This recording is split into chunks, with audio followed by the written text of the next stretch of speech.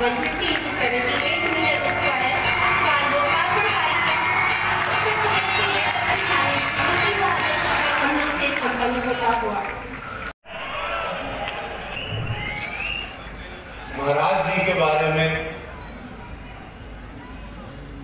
आज शब्द नहीं निकला था हमारे में। आज जो आप लोग चाह रहे हैं वो मैं नहीं दूंगा। आज मैं थोड़ा इमोशनल और आप लोग थोड़ा ठहरे। पूज्य महाराज जी के हम प्रणाम करब कहेंगे ऐसे निस्वार्थ त्यागी जैसे हमारे प्रधानमंत्री जी, ऐसे लोग सदियों के बाद धरती पे अवतरित होते हैं। हम चाहब कि हमारे महाराज जी के लिए अंतरात्मा से गड़गड़ा के वो ताली बजे के चाहिए।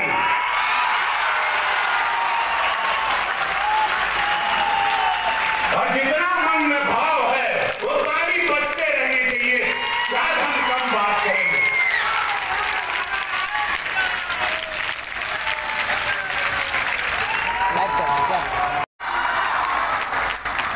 अरे हम बोले महाराज जी के कितना रूप में कितना उधर भाई एक ही महाराज जी है, हर राज्य में कैसे मुख्यमंत्री है। हम बोले हमारे उत्तर प्रदेश के लिए बहुत जरूरी बात है कि सब लोग, बहुत सारे लोग राम नाम की यात्रा पे चल गए। कुछ लोगों का सब कुछ समझ गए कितना शांति चल रहा है। देख नहीं रहो उत्तर प्रदेश में कितना कानून शांति, माफिया लोग पाताल में चले गए, नेपाल चले गए, ऊपर चले गए। बच्चे लोगों की पढ़ाई, फिल्म सिटी, रोजगार, हर चौमुख हर तरीके से आज सोचिए महाराज जी करते हैं। हम सोचिएगा कि आज हम एक चिट्ठी लिखी महाराज जी के, मानो बड़ा अखबार में वो आ जाला कि अब ये महाराज जी ये भी बनाया। हम सोच रहे कि सड़किया बोलब तब ले आ गए। हम बोला पार्लियामेंट में आज ये बोलूंगा, ये ब्रिज खातिर बोलब महाराज जी सब। तो जब 24 घंटा महाराज जी आप लोगों के लिए दे दिए हैं तो आप लोगों का फर्ज है, क्योंकि आप लोगों ने भी महाराज जी पे भरोसा रखा, तो महाराज जी के जो भरोसा बा और जो उनका सच्चाई बा बस वही के बरकरार रखा। महाराज जी को खाली क्या चाहिए पता है? क्या चाहिए महाराज जी को? क्या चाहिए महाराज जी को? क्या चाहिए? रिटर्न में चाहिए आप लोग शांति से रहें। रिटर्न में चाहिए आप लोग भैया महाराज जी के, जब तक महाराज जी बड़ा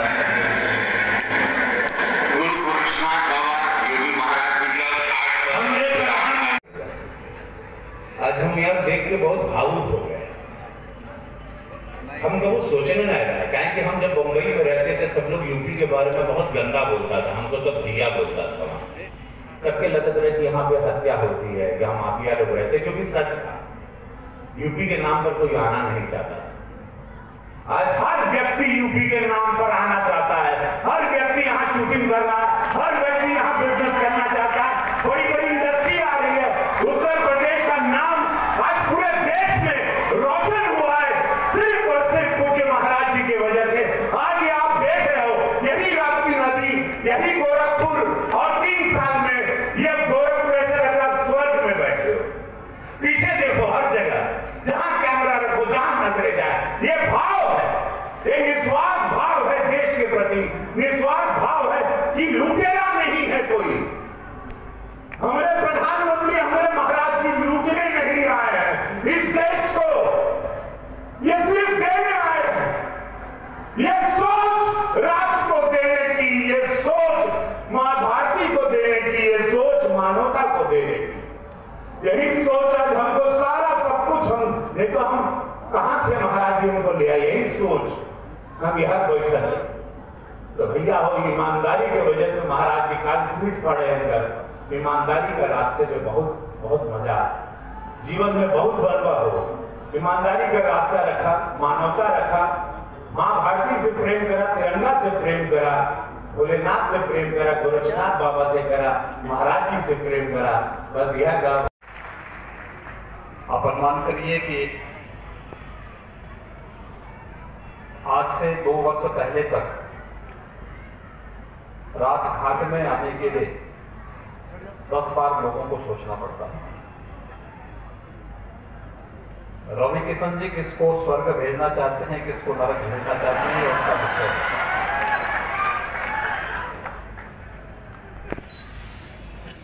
लेकिन जीवन की सच्चाई भी है कि जिसने जन्म लिया है उसकी मृत्यु भी सुनिश्चित है, और हर एक व्यक्ति की मृत्यु पर ससम्मान अंतिम संस्कार की कार्रवाई संपन्न हो, साफ सुथरी जगह पर हो, इसके लिए राजघाट पहले से जाना जाता है। लेकिन जितने पर्व और त्योहार होते थे, हर जगह लोग साफ सुथरी जगह पे स्नान करते थे, लेकिन यहाँ राजघाट में गंदगी, वहीं पर अंतिम संस्कार की कार्रवाई हो रही है, वहीं पर मरा हुआ जानवर है, वहीं पर महानगर का सीवर भी गिरता था, और वहीं पे लोगों को स्नान करने के लिए मुझे लगता है कि आज के बाद ऐसा नहीं होगा, बल्कि गोरखपुर वासियों को, पूर्वांचल वासियों को स्नान के लिए दूसरे घाट, अंतिम संस्कार के लिए दूसरे घाट, बहुत साफ सुथरे घाट यहाँ पर उपलब्ध हम करवा पाएंगे, और साथ साथ जितना भी ड्रेनेज और सीवर आ रहा है सिटी का, उसको हम बाहर निकाल करके फिर उसको हम लोग ट्रीटमेंट करने के बाद ही नदी में वह जा पाएगा। यह एक व्यवस्था सुनिश्चित करने का प्रयास हो रहा है, इसलिए हमारे सभी वरिष्ठ प्रशासनिक अधिकारी और मंत्री भी आज इस मंच पर उपस्थित हुए।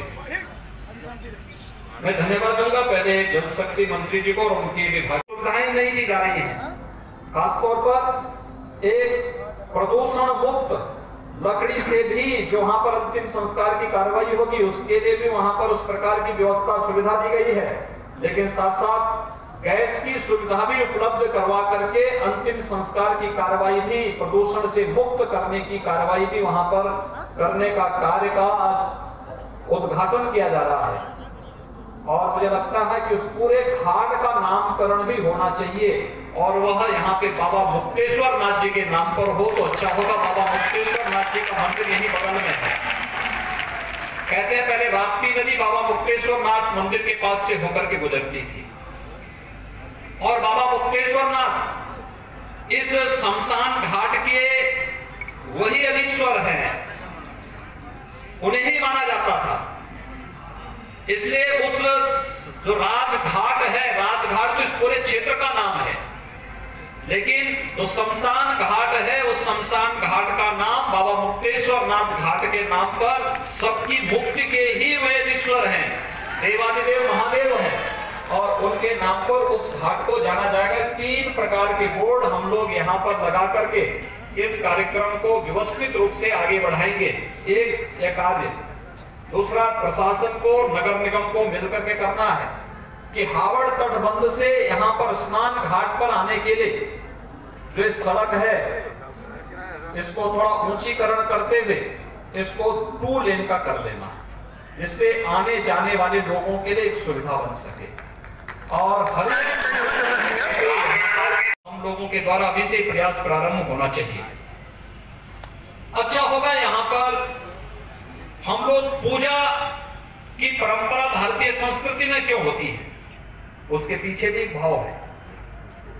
हम पूजा उसकी करते हैं, शिवो भूत्वा शिवम यजेत, यानी हम जिसकी पूजा करते हैं उसके अनुरूप हम बनना चाहते हैं। हम ये नदी संस्कृति की पूजा इसलिए करेंगे कि नदी जैसी पवित्रता और नदी जैसी शीतलता हम सबके मन में भी आ जाए, ये पवित्रता बनाए रखें, क्योंकि जल संस्कृति, जल है तो कल है। इसलिए नदी संस्कृति को संरक्षित रखने के लिए हम लोगों ने जगह जगह गंगा आरती के कार्यक्रम प्रारंभ किए। गंगा की निर्मलता और अविरलता प्रधानमंत्री मोदी जी के कारण नमामि गंगे प्रोजेक्ट के माध्यम से देश के अंदर देखा जा सकता है। एकदम पवित्र गंगा जी का जल अब स्नान ही नहीं बल्कि आचमन भी किया जा सकता है। एक विश्वास हर एक श्रद्धालु के मन में, प्रयागराज जाने वाले हर श्रद्धालु के मन में है। इस समय माघ मेला चल रहा है, लाखों की संख्या में कल्पवासी प्रयागराज में है। गंगा की जो शुद्धता वहां पर हुई है वो शुद्धता वहां देखने लायक है। और यही भाव हम सबके मन में होना चाहिए कि हम राप्ती नदी की भी निर्मलता के बारे में सोचें। किसी भी स्तर पर कोई गंदगी नहीं। अक्सर होता है कि हम अपने घर के गंदगी को ला करके नदी में फेंकते हैं। मुंडन बनवाया, बाल ला के नदी में फेंक दिया, गंदे कपड़े ला के नदी में फेंक दिया, घर का कचरा लाया नदी में फेंक दिया। ये पाप है, ये पाप है। ये पाप कोई नहीं करना, कोई नहीं करेगा।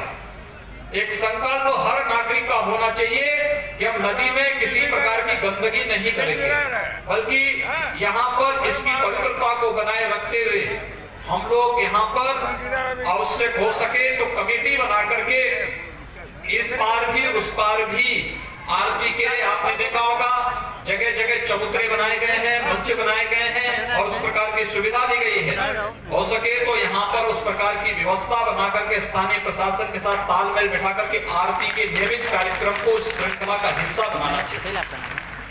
अच्छा लगेगा, लोग आकर्षित होंगे। आज देख रहे होंगे कितना घाट सुंदरीकरण की तरफ देख रहे, कितना सुंदर लग रहा है, कितना व्यवस्थित लग रहा है।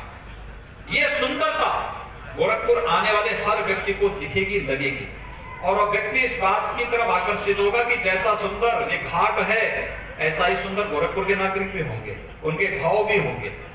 ये सुंदरता उस भाव की ओर आपके प्रति आम जन के मन में और देश और दुनिया के मन में भाव जागृत करता है। ये कार्य हमें इसके प्रति करना होगा, इसके बारे में हम स्वयं जागरूक। दूसरा, आज गोरखपुर में विकास की ढेर सारी योजनाएं चल रही हैं। मैंने कहा कि तो राप्ती नदी का इससे पहले हम लोगों ने रामगढ़ ताल की सुंदरता के कार्य को संपन्न किया। आज रामगढ़ ताल कितनी सुंदर झील बन चुकी है, उसमें वाटर स्पोर्ट का भी कार्यक्रम प्रारंभ होने वाला है। वहां पे बोटिंग की कार्रवाई भी प्रारंभ होगी। हमारा प्रयास है कि वहां पर हम बहुत जल्दी गोरखपुर एयरपोर्ट में तो जहाज उतरते ही हैं, लेकिन सी प्लेन भी हम लोग रामगढ़ ताल में उतारने का कार्य करेंगे, जिससे कहीं से भी आप आएंगे जहाज रामगढ़ ताल में ही उतर जाएगा। उस प्रकार की व्यवस्था यहाँ के नागरिकों के लिए, पूर्वांचल के लोगों के लिए ये व्यवस्था यहाँ पर दी जा सकती है। और इसी महीने के अंत में या अगले माह हम लोगों का प्रयास है कि गोरखपुर का गोरखपुर का चिड़ियाघर भी हम लोग प्रारंभ करने जा रहे हैं। बहुत सारे जानवर आ चुके हैं, आप देखेंगे गोरखपुर में भी अब चिड़ियाघर में शेर भी है और अन्य तमाम प्रकार के जानवर आप सबको देखने को मिलेंगे। बच्चों का ज्ञानार्जन भी होगा, मनोरंजन भी होगा और आपको अपने फालतू समय में कभी अवसर मिलता है घर गृहस्थी के कार्य से, अपने सामान्य नौकरी के कार्य से, अपने स्वयं के काम धंधे से जब भी समय मिलता है तो कहीं कोई मनोरंजन का स्थल हम देख सके, जा करके उसके मनोरंजन का आनंद ले सके, प्रकृति के संग कुछ क्षण बिता सके। यह अवसर आपको रामगढ़ ताल के किनारे भी मिलेगा, चिड़ियाघर में भी मिलेगा और साथ साथ इस राजघाट के घाटों पर घूमते हुए यहाँ पर चलने वाली सांस्कृतिक संध्या के कार्यक्रमों के साथ भी देखने और सुनने को मिलेगा। यानी ये सुंदरता। ऐसे गोरखपुर की सड़कों का भी पहले 2 लेन की सड़क थी, आज वो 4 लेन की हो रही है। कुछ सड़कें 6 लेन तक पहुंचाने का कार्य करेंगे। चारों तरफ सड़कों का एक जाल, ये विकास का आधार होगा। विकास होगा तो रोजगार भी होगा, नौजवान पलायन नहीं करेंगे। तो देश के अन्य भागों में लोग नौकरी और रोजगार के लिए जाते हैं, उनको उनके घर में ही नौकरी और रोजगार उपलब्ध जब हो जाएगा तो वह अपने घर गृहस्थी को भी अच्छे ढंग से देख पाएगा और साथ साथ यहाँ पर ज्यादा मेहनत से कार्य भी कर पाएगा। और ये सुविधा यहाँ पर देने का कार्य आज प्रारंभ हुआ है। आज मैं इस कार्य के लिए हृदय से धन्यवाद दूंगा जल शक्ति विभाग को और स्थानीय प्रशासन को कि स्थानीय जनप्रतिनिधियों के साथ मिलकर के उन्होंने बेहतर टीम वर्क का काम किया है और आज उसका परिणाम है यहाँ पर हम लोग गोरखपुर वासियों को एक बेहतर और सुंदर स्नान घाट उपलब्ध करवाने में सफल हुए हैं। हम सब जानते हैं कि इन सभी घाटों पर महायोगी गुरु गोरक्षनाथ घाट पर 28 करोड़ रुपए की लागत से घाट यहाँ पर संपन्न बनकर के तैयार हुआ है। श्री राम स्नान घाट पर 15 करोड़ 60 लाख रुपए खर्च हुए हैं और बाबा मुक्तेश्वर नाथ जी के नाम पर जो घाट यहाँ पर, वहां पर शमशान घाट और स्नान घाट बना है, वहां पर 5 करोड़ रुपए खर्च हुए हैं। बाकी वहां पर अभी सुंदरीकरण के कार्य अन्य संपन्न होने हैं। ये सभी कार्य एक साथ यहाँ पर संपन्न होंगे। इन कार्यक्रमों को हम आगे बढ़ाने का कार्य करेंगे और धावड़ बंधा से लेकर के यहाँ पर घाट स्नान घाट तक आने के लिए जो सीसी मार्ग बनेगा, इसका भी शिलान्यास का कार्यक्रम आज यहाँ पर संपन्न हो रहा है। मैं एक बार फिर से आप सभी गोरखपुर वासियों को हृदय से बधाई देता हूँ, हृदय से अपनी शुभकामनाएं देता हूं और विश्वास व्यक्त करता हूं कि इन सभी विकास की योजनाओं को संरक्षण करने का कार्य आप सभी लोग करेंगे। इसकी सुंदरता को, इसके रखरखाव को, यहाँ पे गंदगी न करना, इसमें किसी प्रकार का कोई तोड़फोड़ या अव्यवस्था या अराजकता फैलाने की छूट किसी को नहीं देंगे। इस विश्वास के साथ आप सबके प्रति वसंत पंचमी के अवसर पर मैं हृदय से बधाई देता हूँ, शुभकामनाएं देता हूँ। धन्यवाद।